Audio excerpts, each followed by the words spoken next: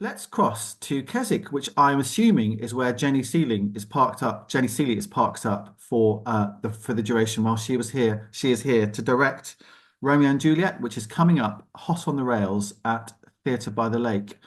We've got a trail of the play, which we'll show shortly to give Amy time to reswitch her microphone cables. But Jenny, very, very nice to have you with us. Thank you for spending some time with us this morning. Just tell us a bit about yourself, first of all, and why you're in Cumbria. Good morning. Thank you all very much for letting me be part of this chat. I am here in Keswick in a little Airbnb, looking at lots of rooftops, and I did see the sky last night. Oh my God, it was amazing.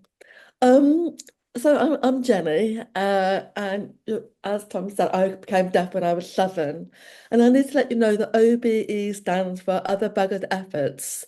Or someone said to me the other day, overblown ego. It's like, oh, a bit rude. Um, so when I went deaf, I had just started doing ballet, and my ballet teacher said to me, "Well, it doesn't matter that you can't hear the music. You can carry on dancing, just follow the person in front." And that's what I did. And we're here to talk about the arts. The arts absolutely saved me because school was, well, I couldn't hear school. I couldn't hear what the teachers were saying. I had to sit next to whoever was had good handwriting so that I could just follow what the teachers were saying, copy the next person next to me. But at ballet, it didn't matter, hearing aid off, follow the person. I was allowed to be in my Jenny bubble. And it was such a good discipline. I could still do my pliés, I could still do the splits, I have Um, and we told stories with our bodies. And she taught me how to feel music. And all these elements were so have always been important. So when I became a director, the skill set that I learned from that age of 7 all came into play. So lucky. So school was a washout, and to this day, I feel so cross, actually, I think, and disappointed all the conversations I have missed over the years. And I didn't know about access when I was growing up. The doctors always say to parents of deaf children, don't let them sign, keep them speaking, don't let them be deaf. And it's like, so my mum sort of brought me up hearing, and I'm not. I am deaf. And then one day, when I left Middlesex Poly, they wouldn't let me do the drama course. Thank goodness for my dance trainer, I had to dance. And when I left, typical, higher education, they never prepare you for the big world out there. But I was truly blessed because there was a company called Graeae, which is Graeae, Graeae Theatre. And Colette Conroy, who's on this Zoom, also worked at Graeae, and it's an extraordinary company. So I rock up to this audition, and it was for a play, all women play. And there were women who had white sticks who were blind, there were women who were deaf who were signing, women who were double amputees, wheelchair users. See, I mean, there's a range of women. It's like, oh my God, oh my God. And we introduced ourselves. And this deaf woman sign said, "Oh, my name is Caroline Parker. My sign name is the shape of a rainbow. You make a C with your hand and a rainbow." She spoke and she signed. So I was like, oh my God, it's all right. So I said, for the first time in my life properly, my name is Jenny and I am deaf. And it felt like a weight off my shoulder to finally be the deaf woman that I am. It was amazing. I still got goose pimples as I'm talking. And so Graeae, it was set up 43 years ago by Nabil Shaban, who is this Turkish enormous brained man. He is himself of small stature, a wheelchair user with long, long fingers and ruddy hair. And he was an academic at Warwick University or Coventry University, but he didn't want to do academia. He wanted to be a performer, so he did lots of Amdram. and was very skilled. So he went 40 years ago, went knocking on the doors of the great institutions, an actor, the RSC, wherever, and said, I'm an actor. And they're like, oh no, really sorry, but someone who looks like you would upset our audience. Blatant buff discrimination. So, he did what you could do back in the 80s. You could raise two fingers at the establishment, go to the Arts Council, another institution, but went to the Arts Council and said, I want to set up a theatre company founded on social injustice.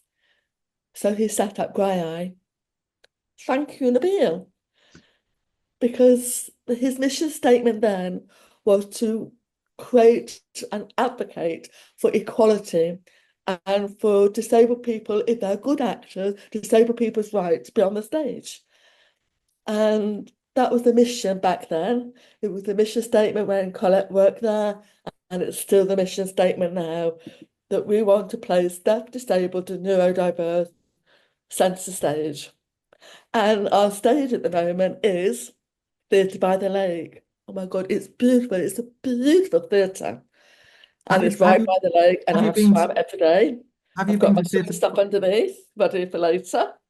Um, so we've been teching this week because we opened at Shakespeare North Playhouse, and that's in the round, which has its own complications when you're trying to direct something that's accessible, certainly I'll explain it in a minute.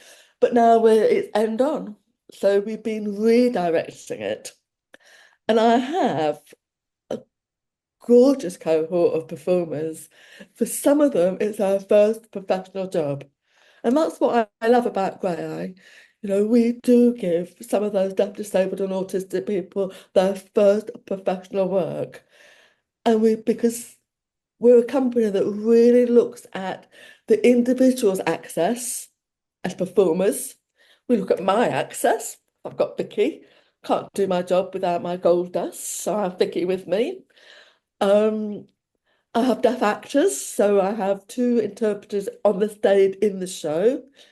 So access is sort of fed in every single aspect of the play for the cast and for the audience. And every performance is a relaxed performance. And when you talk about Shakespeare, everyone has an opinion on Shakespeare. I'm sure you all have an opinion. I have an opinion. Well, my opinion is actually I don't always understand it. I find it a little bit terrifying. And I'm very mindful that there's an elite around Shakespeare. And Shakespeare would be sort of dying and he's up there going, what? I wrote my plays for everybody. So with that in mind, when I talked to loads and loads of people and I said, what do you think about Shakespeare? And so many people said, it scares me. I'm worried I'm going to watch it and feel stupid. And theatre should never make people feel stupid. So I thought I've got to be really clear about how we tell the story, how we remain truthful to the text, but how do we add things that really just enable people to just breathe and go, oh, it's okay, I will understand it. So we have beautiful captions and we have a beautiful easy read that at the beginning of every act one, scene one, there's an animation of what the scene is. So people have a hook of what it is, and then they could go, oh, okay, then you can sit back and look at the clues. Does that make sense? I mean, you have to come and see it if it doesn't make Well, sense. I This is why am I'm here to I am tell coming to see it on voters to come and Tuesday. see it and to tell me what you thought, because it's an experiment. And that's what I love about Graeae. We don't fit any box. We're not generic at all. Every show is completely different because what my actors offer. I have two Juliets and two Romeos. One Romeo is autistic, one Romeo is deaf, BSL user. So I have voice and I have signing. So I am the same with the Juliet. I have one Juliet who's visually impaired and one Juliet who's deaf. So it's simultaneous in BSL and spoken word. So for me as a director, wow, I've got 4 actors to work with, not just 2. And some people you might be thinking, God, this sounds messy. And in the play, we say at the beginning, is this not going to be a bit messy? And the other actor said, trust me. And it's saying to the audience, we know that you will be thinking, this is going to be a bit messy, but trust us. So we sort of break down that fourth wall. Say, just go with it. But Well, the point of going with it is the actors themselves demonstrate that they too are just like going with it. And then they settle in. Once they cast themselves, they settle into their characters. And I have loved doing it. And I love that experience of the beautiful thing with Graeae is there's always a clash of access. Always. So for me, in my scatterness and my watching the signing language, look at the translation and work with the hearing actors, I can get a little bit lost in how I'm trying to articulate what's going on in my head. So I'm a bit scatty. I think people would say as a director, I'm a bit hither and yon. I get there in the end, but my Romeo said, Jenny, I find your style of directing a little nebulous. I had to go away and look it up just to check what he meant. I was like, oh, I, I didn't quite know how to feel about that. And then I thought, well, of course, for him, I need to be a bit more clear for his mind, for his process. So I had to take on 9 people's processes as well as my own. I try and make sense of it all. But I loved his comment because it had to force me to think about I have to be more accessible in how I'm directing this. So it sort of served everybody. Um, and then on yesterday, or not, no, the day before, I went back to my scatterness and it went, oh, Jenny, there's too many voices. I was like, okay, I'm sorry. And he's a beautiful, considered Romeo. And one of the things that I want the Romeo to connect, I want the Juliet to connect with each other. So planting those things, not everyone is comfortable with eye contact, not everyone is comfortable with touch. So we've had to work very carefully to build all those things into the show. So when I'm watching it, I'm going, oh my God, I remember the day that we did that. I have that luxury, but for you lot watching it, because you are going to come and see it, just for you to know that every day something would go wrong, and every day a lot would go right. And sometimes when there is a clash of access, things fall apart. But in the rubble, you find some gold. And that's what I sort of love. My lovely nurse, I had my Juliets on the cushion on the floor for the bedroom scene. But Helen, who plays my nurse, said, "No, I can't bend down to shape Juliet. I can't bend down." Oh, that's brilliant. She said, what do you mean it's brilliant? I said, well, it doesn't matter that you can't bend down because my final image is the Juliets on the benches. So we'll just put them there earlier and it works better. So your access to this actually serves me massively. You've got to my vision quicker. So all these things are great fun. Jenny, let me stop you there. Let me stop you there. And we're just going to watch a short trail of the piece, which is taking part at Theatre by the Lake, which I'm lucky enough to be coming along to see on Tuesday. So Amy is going to perform some magic, and we'll just enjoy this very short teaser at Romeo and Juliet in rehearsal at, I think this was at Shakespeare North, but this is the piece coming to Theatre by the Lake. So have a look at this. Love is heavy and light, bright and dark, hot and cold, sick and healthy, asleep and awake. It is everything except what it is. 2 families, the Montagues and the Capulets. War, war, war with each other. Romeo, a Montague. Juliet, a Capulet. They fell in love.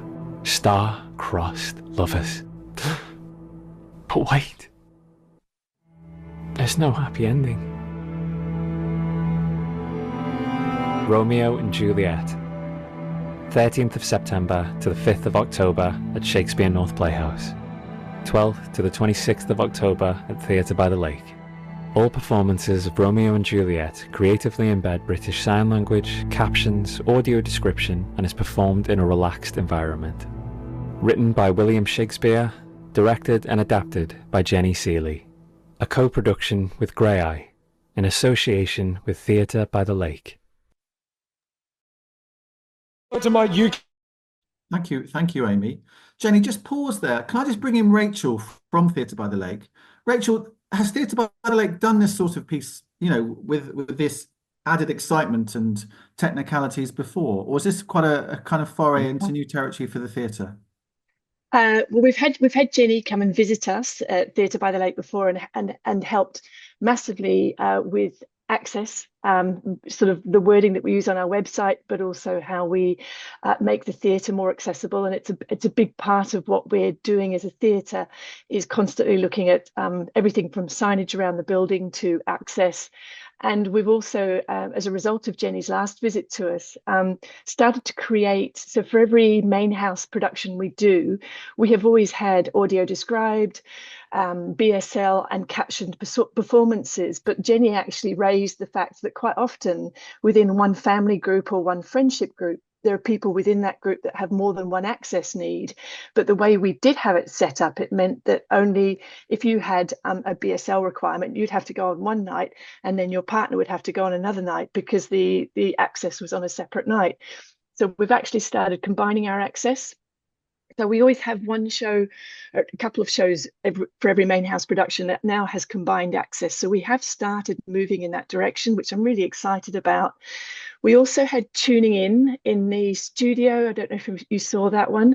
And that was one of the first fully integrated BSL captioned and audio described performances we had. So that was Adam Fenton, and he's a neurodivergent actor. So that was the first that we did in the studio. But this production of Romeo and Juliet, this is the first time we have done anything like this at Theatre by the Lake. And I had the privilege of seeing it at Shakespeare North, and I was blown away. I've never seen anything like it before. So I'm getting quite emotional because I really, really enjoyed it. It was just really exciting, because I actually went to a matinee, and there were students in there that were just completely engaged, because it wasn't too overwhelming. So as Jenny described, it wasn't just like bush Shakespeare all the way through. There's lovely sections where the actors drop out of their Shakespeare characters into the characters that they're playing. So you get these little moments of light relief before it goes back into the Shakespeare again. So you're still getting the pure Shakespeare. But on the right of me was sitting a group of people that all had access requirements, and it was amazing to watch them reacting to what was going on stage, to the point that a couple of times, and Jenny will know this because it was in the round, that sometimes the BSL interpreters, or the BSL actors, sorry, and interpreters on stage might occasionally have had their back to that particular group, and they got they got irritated by the fact that they could no longer follow what was going on stage, because they couldn't see the BSL. But they did also still have the captioning going on. But they were so appreciative of the fact that they could see what was happening with the BSL, that when for a split second they couldn't, they got frustrated. But it's just that the movement on stage is absolutely brilliant, the way the actors move around each other. Thank you, Rachel. It sounds like it's going to be quite a thing. Jenny just messaged me privately, by the way, everybody. Just while that trail was going, saying, "Sorry, Tom, I do talk too much." She doesn't talk too much. What you say, Jenny, is absolutely fascinating. But we've got 3 minutes left. Jenny, why should people come and see this play at Theatre by the Lake? What is it bringing to an audience that makes it different and therefore fascinating and worth coming to watch? I think it's our version of Romeo and Juliet, and I want it to be your version. And I think it is different. Some of it remains very faithful. The story, we carry the story through. But we have, as Rachel said, the cast talking amongst themselves, and we called that our hobnobs moment. And when we're in the world of Shakespeare, we call that digestive moments. Because I can't say the word diegetic, I can't even say it, but you know the word I'm looking for, can't say it. So we call it digestives. So it allows you, the audience, to form your opinions. It gives space. And I just want you to come and see my beautiful performers. I think they're wonderful, and I would like you to think they're wonderful too. And the theatre is gorgeous. It's such a lovely theatre. Great cafe, great food, great lake. So have you been And for so this? it's audio describes anybody who has visual impairment, all the audio descriptions embedded within it. The sign language doesn't get in the way. It's not distracting. It's part of everything. And the easy read captions are beautiful. Come. Oh, And if you hate it, that's also fine. It's not everyone's cup of tea. But you need to taste the tea before you know whether you like it or not. for sure. I see a lot of theatre, and the whole mechanics of theatre fascinate me about how things actually work, and how brilliant productions make the audience go to a different place. So I'm coming along partly just to see all of the things that you've just been talking about, Jenny, and how it actually works. As Derek has just put into the chat there, Graeae is such an appropriate name for the group, as in Greek mythology they were sisters who had one eye and one tooth which they shared. That sharing is the key to so much of theatre and, of course, overcoming disabilities. And Zoe says this is such a valuable and such an innovative approach, and I cannot wait to come and see it. Thank you for sharing the insight to your process, Jenny, and your experience of viewing the work. Rachel, can't wait. And Amy says, we've loved hearing from you, Jenny. You talk so passionately about your work. Amanda just asks, Rachel, if you can answer this briefly, Rachel, how popular are your relaxed performances and those performances that are captioned and signed? I Good was just about question. I was just about to reply by text, but yeah, that's much easier. They're growing in popularity. So our relaxed performances are very popular with particularly with mums groups that have got little toddlers and children, well, not so much toddlers, but more babes in arms. But the access groups are becoming more and more aware of those. But actually, what we've discovered with the relaxed performances is that people are really appreciating the fact that with a relaxed performance, they have, the lights are left up if they want to get out and leave to go to the toilet, or if they're just not comfortable sitting in a space for a long period of time, or they just don't want that more formal theatrical setting. The relaxed performance is becoming more and more popular with everybody, and the audience. And the other performances equally, as word is getting out, especially now that we've combined them, it's allowing bigger groups to come. And as a general rule, people are wanting to come to theatre and share the experience with friends and family. So the more accessible we've made them, the more that's possible. So they're becoming much more popular, which is great. Great. Thank you, Rachel. Jenny, Rachel, good luck with the play. Looking forward to seeing it. Maybe say hello as well. And I think a lot of support and love for you on the call, Jenny. Thank you so much for joining us this morning. Thank you. I'm going to go and meet the actors and give them notes from yesterday's dress rehearsal. So I can sort that out. So it's absolutely spot on when you come. Take care, Not the everyone, and love and colour. So lovely to see you. And yeah, hopefully I'll see you in the theatre. Okay, thank you. Right. Bye. How fascinating was that? Let's move on, and we're going to hear now from the lovely Lewis Martins, who's sitting there patiently, and who has been at Lakeland Arts for a few months. First, I think, as a chief operating officer, elevated already to the joint chief executive, joint CEO. Lewis is not a stranger to Cumbria, though. Done all sorts of different things in Cumbria before taking on the role at Lakeland Arts. So, Lewis, lovely to have you with us. Thank you for joining us. Just tell us a bit about yourself, first of all, where you've come from, and then perhaps we'll talk a little bit about your approach to Lakeland Arts. Yes, thank you, Tom. First thing I'd say is that was really inspiring. Jenny was absolutely fantastic, so passionate, hard act to follow, and I think I'll apologise in advance for boring everybody now with my side, because it's not as interesting. So just very, very briefly, born in Portugal, came to the United Kingdom in 1973. Parents sought sort of political asylum in the United Kingdom in 1971 as part of the Portuguese sort of revolution. Dad was an activist fighting for democracy. Immigration laws in those days didn't allow you to bring your offspring, so I didn't see my parents from the age of 18 months until I was 4. Came over to the UK, settled in the UK, did all my schooling here and so forth. So that's just part of being a child. One of the earliest memories I have is going to school and basically crying all day long because I couldn't understand what anybody was saying in school because I couldn't speak English. Don't remember when I started to speak English, but do clearly remember not speaking English. That was great. Family settled.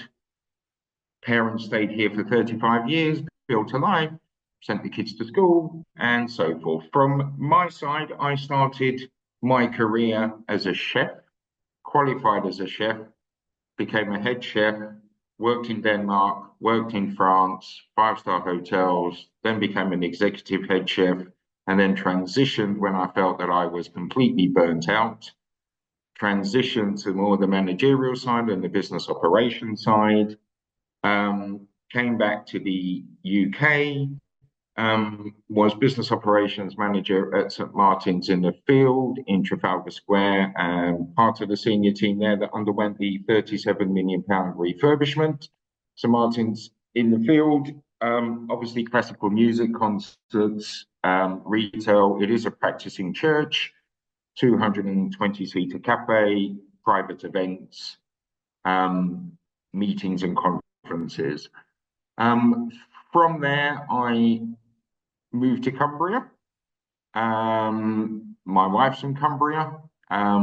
We met in London, moved to Cumbria, went to work for Jockey Club Racing with regards to managing racing venues, and then worked all over the country, heavily involved as senior managers. There was 14 senior managers, so heavily involved in the delivery of events such as the Cheltenham Gold Cup, Grand National, Epsom Derby, also did Wimbledon. So really enjoyed that. And then there was a pivotal moment of where I realized that I was probably getting a bit long in the tooth, was when I was driving back from the Cheltenham Gold Cup, where on average you're walking about 26 miles a day and doing about 20 hours a day with very little sleep. And I fell asleep at the wheel near T-Bay and realized I can't keep doing this. And at that stage, we had another change. Then went to work for the Lake District National Park Authority, in charge of their commercial ventures, so responsible for Brockholt, the Lake District National Park Visitor Centre, responsible for the commercial practice that we also had at Coniston, all the tourist information centres, anything to do with car parks, and also any side to do with sort of tenants management agreements and so forth moving forward. And then finally, Lakeland Arts.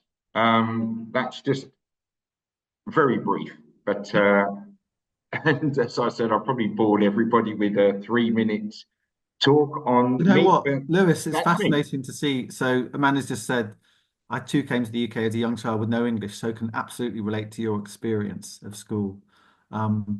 Kate says, to be fair, this is quite an interesting life story, certainly much more so than mine. We'll explore Kate's life story one day. Everyone's got an interesting life story. Yours is fascinating, Lewis. And I'm thinking if I was working in catering at Lakeland Arts, I'd feel the pressure that there's some man in charge who's basically been a head chef at all these fancy places. I'm not sure what the horse racing angle will be to Lakeland Arts in the future, but there's probably one of those to come as well. So basically, you've come from quite a commercial, I mean, it's fair to say, quite a commercial background.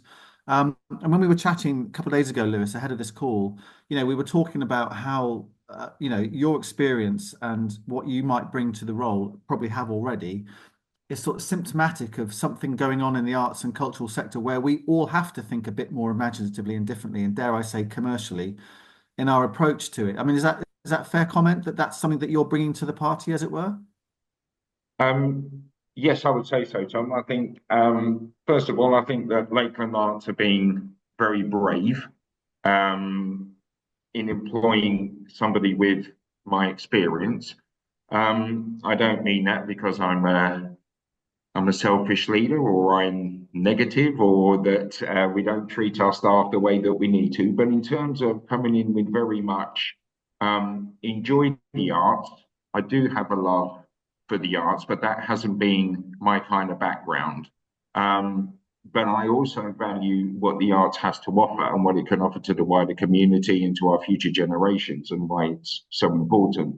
So the key thing for me is, by making Lakeland Arts more commercial in terms of its thinking, in terms of the strategy, in terms of what it needs to deliver, will then allow the organisation to fulfil its wider remit and also fulfil its ethos and vision. And we're in this current situation of where we know that our grants since 2010 in real terms has been cut by 48%. We all know where costs have gone. The difficulty for us is, if we do not create the right commercial surpluses from the operational side of the organisation, we will be going down a very sticky wicket. And I think there's also, when I encountered this when I started at the Lake District National Park Authority, that to a certain degree, the word commercial seems to be a bad word. You're not really, we weren't really allowed to use words within the authority such as profit. It would seem that profit has a nasty connotation to it. So it was always a positive contribution, or it was a surplus. But I think those things are absolutely key if we want to maintain our employee structures moving forward, and if we want to fulfill our remits, and if we want to fulfill our investment principles and the objectives with regards to our NPOs, and if we want to continue to grow. So how might Lakeland Arts be a slightly different animal under your tenure, say, I don't know, in a couple of years' time? Is it cost of ice creams going up? Is it better deals on sort of, hiring out fees? And what sort of things might you bring to the party that might make it feel like a slightly different thing, perhaps to an artist who might be trying to, get a commission there, or maybe to an audience or a visitor? What sort of things might evolve, do you think? So I think, firstly, Tom, we need to dispel the myth that commerciality is all about just increasing prices. I think that is absolutely key. That's not what it's about. That's not what I see it being. I see we still need to have the value for money. So the first thing is that what I've encountered is very much inside out thinking. What I mean by inside out thinking is us as an organization thinking, this is what we want to be, this is how we want people to see us. We need to have a sort of cultural shift there, and we need to use outside in thinking, which is, how do our customers see us? What do our customers want from us? What do our members want from us? What do our patrons and benefactors and our partners? And how do we then incorporate that with a vision of how we see ourselves in order to take it forward, to be providing the right exhibitions, the right programming, the right commercial sort of offers within our catering, our retail, events we host, festivals we host. So I think that's a really key sort of metric for us.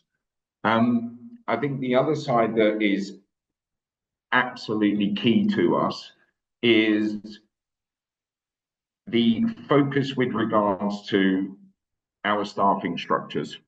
So we are an organisation that has two kind of complete flip sides. We have the arts, culture and heritage side, with people that are classically trained in that field, very passionate. But then we also have the commercial operational side, of where there are people that have careers in catering, in retail, in event management. And to marry those two together is a challenge. And then when we look at it financially, it's also a challenge, because we have one part of the organization that is very much working on an expenditure budget with grants coming in, sponsorships coming in that then lead to exhibitions, programs, and all the delivery we need to do. And then we have another part of the organisation that completely works on spend money to make money, because you're not going to generate any commercial income without spending money up front first and getting a return on it. Marrying those two together is absolutely vital, and that's obviously part of the work that we've been undertaking. And I would suppose the final thing is realizing that we are one organisation with the same goal as we move forward, and by working together, the arts, culture, and heritage side with the exhibitions and programming, working with the other parts of the organisation, we can maximise and we can use the experience from both sides in order to move forward. Yeah, I get all that. Makes a lot of sense. Easy to say, and a process and time and tricky to do. I'm going to ask you an unfair question now, Lewis. So it's a bit like saying, have you got a favourite child? Have you got a favourite bit of Lakeland Arts? Oh, that's going to be difficult. I'm going to have to be very diplomatic there, Tom. Remember what I just said, which is we're one organisation. I do not want to be upsetting either part of our organisation. We're one. Stop being so reasonable. What I really like about it is we've got iconic venues in iconic locations. We've got, and this is going to sound really commercial, but so many unique selling points, and our potential is absolutely huge. We're in one of the most, I'm sat here now and I'm looking out of a window and I'm looking at one of the most iconic views that you can have, looking at Lake Windermere, and we're right on it. It's a World Heritage Site. It's one of the most beautiful parts of the United Kingdom. But I think our offer is really diverse. So we've got Abbott Hall that's a gallery, and we're trying to move that forward. We've got the Blackwell Arts and Crafts House, which is probably Bailey Scott's, the architect's most famous for. There's 125th anniversary next year.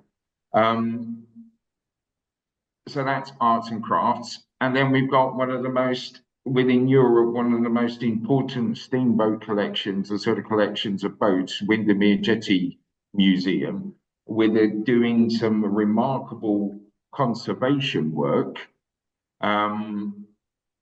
with unbelievable skill set and the potential to really move forward. So I can't say I've got one specific area I like. I like the challenge of, bringing these venues and making these venues fulfill their full potential, so that we as an organisation can actually fulfill our full potential. And I'm very conscious of the fact that as an organisation, Windermere Jetty came on board in 2019. Our staff have been through quite a few sort of turbulent years, and stabilizing, renewing that sort of enthusiasm, that motivation, and bringing everybody on the journey is absolutely key. And that's also part of the skill set that comes from the private sector. Yeah. So I'll let you off the hook. You've answered that question brilliantly, Lewis. You should be a politician of some degree, I think. Last one from me, and it's actually one of Pete's questions. So if I ask you to answer this relatively briefly, Lewis, he asks, is there room for experimental, envelope-pushing, challenging art in a commercial arts environment? So is there room for experimental, envelope-pushing, challenging art in a commercial arts environment, do you think? Yes, I do. I really don't think that anything is off the table for us. And as long as we are aware of what risks may be involved, whether they are financial or what they may be, as long as we have gone through our internal processes, evaluated things accordingly, then I do think that there is very much the opportunity to be sort of experimental. And in fact, the conversations that we've had and where we're looking at our strategy and vision, and we're working towards that, we're producing that in Q4 of this year. By Q4 of this year, I'm talking the first 3 months of 2025. We're also undertaking a 360 review of all our sites, our offers, and so forth. But very much part of that is the experimental, and is being able to incorporate that. So I do think, yes, it is. It isn't just about having what would be the traditional, doing our traditional programming. It is about thinking outside of the box. Yeah, great. Okay. Thank you for answering that. That'll be music to the ears of a number of people on this call, I think. It's really nice to meet you, Lewis. Thank you so much for making the time in what must be a hectic and busy diary at the moment. I think when we spoke a couple of days ago, you had 8 meetings on that particular day that I heard your person shout over to you that, oh, this is one of 8 or whatever. So, busy life. So appreciate, and also your perspective is so vital to what's going on in the county culturally and artistically. I'd love to think that in some way, shape or form, this network can make a bit more of your skills in due course and get you to speak to us a little bit more about your approach to how you're leading Lakeland Arts into the future. So thank you so much, Lewis. Thank you, Tom. It's been an absolute pleasure. I know it's not the most exciting subject, and I think, like Jenny, I could talk about it all day because I am really passionate about it. I really do feel that the private skills from the private sector can really make a difference. But thank you for the time and thank you for the opportunity. My pleasure. My pleasure. Lovely to have you with us. Right. So to conclude this morning, we're going to go to Grasmere, to Wordsworth Grasmere, and to the lovely Zoe McLean, who's going to tell us about a couple of opportunities that are available there at the moment. And we've got a couple of slides that Amy is going to pick up and share for you, Zoe, as well. So tell us a bit about what's going on at Wordsworth Grasmere, the loveliest spot that man hath ever found. Oh yeah, that's my opening line, Tom.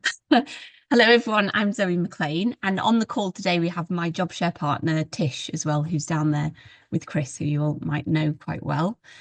So I just want to tell you a little bit about a couple of opportunities we have for some trainees to join us in early January, from the 7th of January, and to come and work and possibly also live in the loveliest spot that man hath ever found.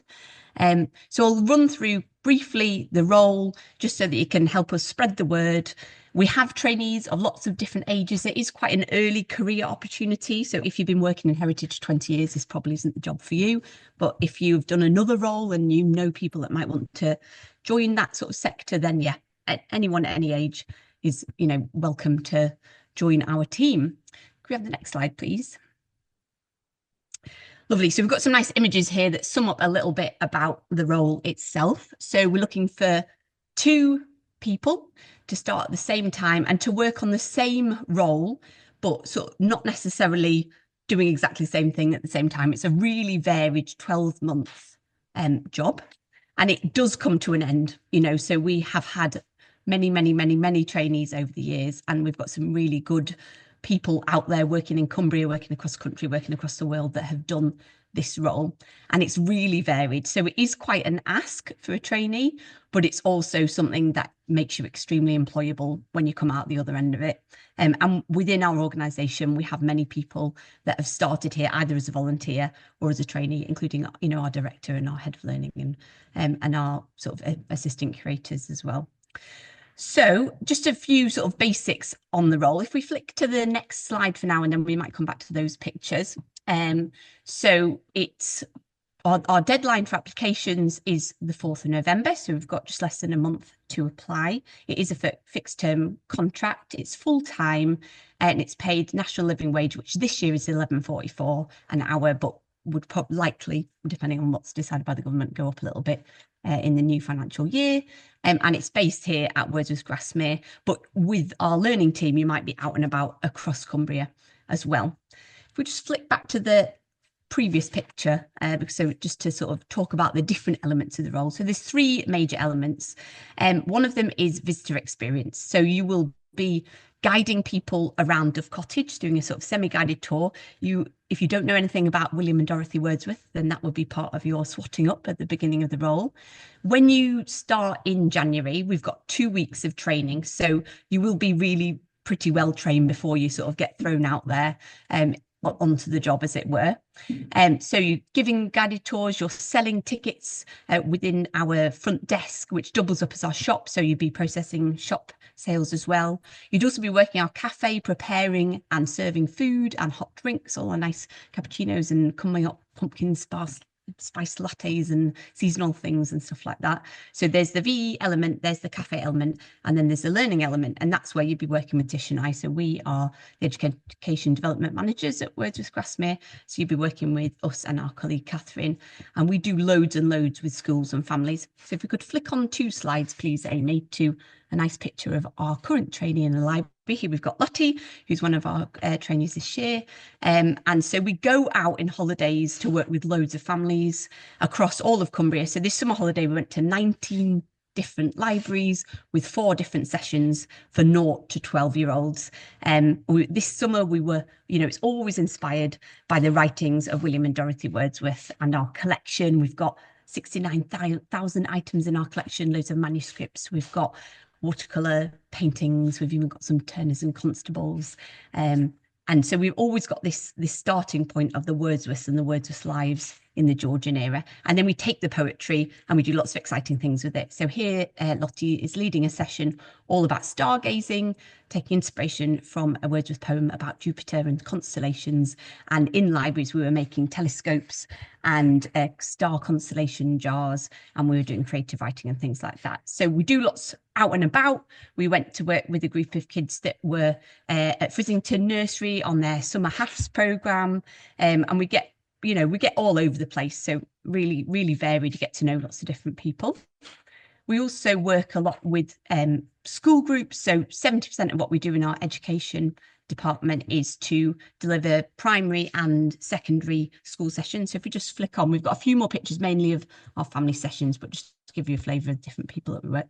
And so you'd be learning these sessions, you'd been helping us to adapt them, you'd be delivering them. And we genuinely do work with nursery children right up to 6th formers. So it's really varied. Sometimes we get applicants from English Lit graduates, but we also get applicants from people with all sorts of different experience. So you can find out more on our website. If we just flick onto the next picture, you get a nice Halloweeny. We've got a couple of, and we'll go to the next one as well. We've got a couple of nice sort of seasonal Halloweeny sessions that we've got coming up on site. We're doing some Twilight Tales over October half term. So the final slide, we'll go to the final slide now, has got a contact detail for my colleague Victoria, who's coordinating this. But if you want to know more, there's a big, information pack on www.wordsworth.org.uk, and I'll pop that in the chat. Thank you very much. We've just got a few minutes left in, if yourself, Thanks, Tom, or Zoe. anyone else has any questions, that would be great. What a varied traineeship. That looks amazing. Yes, very. To me, and also accommodation in Grasmere, what's not to like? Yeah, so that is, just to stress, that isn't vital. If you are already settled in Cumbria and you'd rather commute, absolutely, that's an option. But we do have affordable accommodation right in the loveliest spot that man has ever found. The coffee cups at the cafe at Wordsworth Grasmere still have those lovely quotes that emerge as you sip your cappuccino. They do, yes, they're very lovely. Genius, that is. Absolute genius. First time I saw that, I thought, that's clever. That is very clever. Lewis, there's something for you there. Have a look at the coffee cups at Wordsworth Grasmere. The enemy over the fell side. Oh, we're a team. I know, you're all lit together. We love their cafe too. I was looking out from the jetty. Very nice. Blackwell's got a particularly lovely cafe. There's a podcast we made about cafes in Cumbria in arts and cultural institutions. That's for another conversation. But Zoe, thank you so much for that. Speaking of podcasts, the most recent podcast has just dropped this week. We mentioned it last week. Went to the Midland Hotel in Morecambe to find out all about Eden Project Morecambe, which is still very much on track for coming to Morecambe. And what I tried to do with the podcast, which is about 17 minutes long or something, was to try and speak to some Cumbrian. There were about 120 people at this meeting, hearing from Tim Smith and all the bigwigs from Eden Project, trying to find out what the Cumbrian connection could be for Eden Project Morecambe. How could it benefit Cumbrians and Cumbrian cultural and artistic types as well? So if you fancy having to listen to that, do listen to the podcast, which is on the CACN website as well. Kate, you wanted to mention something. Yeah, I just wanted to say how nice it is to see former colleagues from Cumbria Museum Consortium, Zoe and Lewis and Tish, and to say that if you've never been to Windermere Jetty Museum or Blackwell or Albert Hall or Wordsworth Grasmere or indeed Tully, then you need to get yourself along, because they are some incredible venues with really special places in Cumbria and wonderful things to see. So hello, Lewis and Zoe and Tish. It's nice to see you.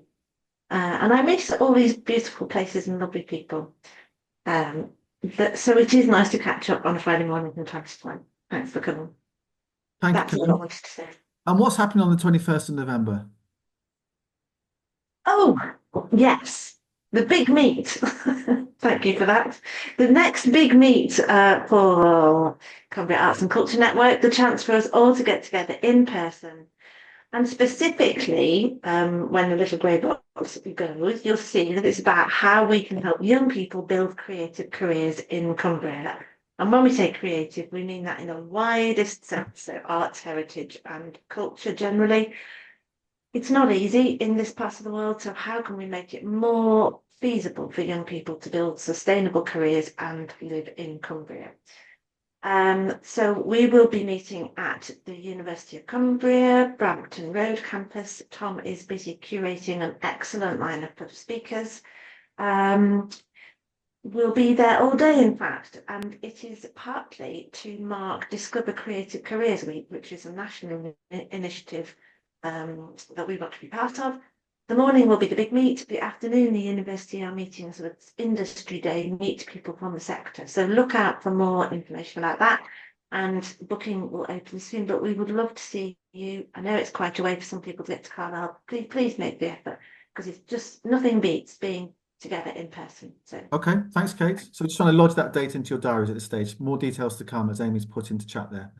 Thank you very much to Jenny and Vicky, who I know have gone to do final rehearsals. To Lewis, thank you so much, Lewis. Lovely to hear from you this morning. And to Zoe as well, from Wordsworth Grasmere. Great to hear about those opportunities. Kind of fits into what we're talking about in November, about how do we keep young talent and make opportunities emerge for young talent in this county as well. Lovely to see you all. I'm off to the 86 Baskets launch at Grisdale Forest this evening, so I'm looking forward to that. Next week, by the way, Sycamore Grap will mean something to everybody. When that tree was cut down just over a year ago, there's a wonderful exhibition that's just opened at the Sill on Hadrian's Wall, which Nick Greenall of this parish has been involved in. So we're going to hear from Nick about that next week. Also, the lovely Steve Dunn, the irrepressible Steve Dunn, who basically is Mr. Carlisle. He's going to tell us what's going on across Cumberland, all sorts of bits and bobs going on across Cumberland as well. And also, we're going to hear from Izzy Butcher, who's been sitting there quietly, finding out what we're all about. And we're going to talk about sewing next week. Sewing as well. That's part of the arts and culture offer of Cumbria. So find out about sewing and possibly going on a sewing retreat. Izzy, have I got that? Do you want to just come off mute? Have I got that roughly right, Izzy? Yeah, absolutely. Yeah, I'd just love to share sort of my journey and what we're doing. And we're doing some new events up in the Lake District. So delighted to be able to share them all with you. Fantastic. So look forward to hearing about that as well. I sewed a button back on my jacket this week, a big blue button. Quite proud of myself. Thank you to everybody for this morning. It's been lovely to see you all. Have a lovely weekend and hopefully see you again sometime soon.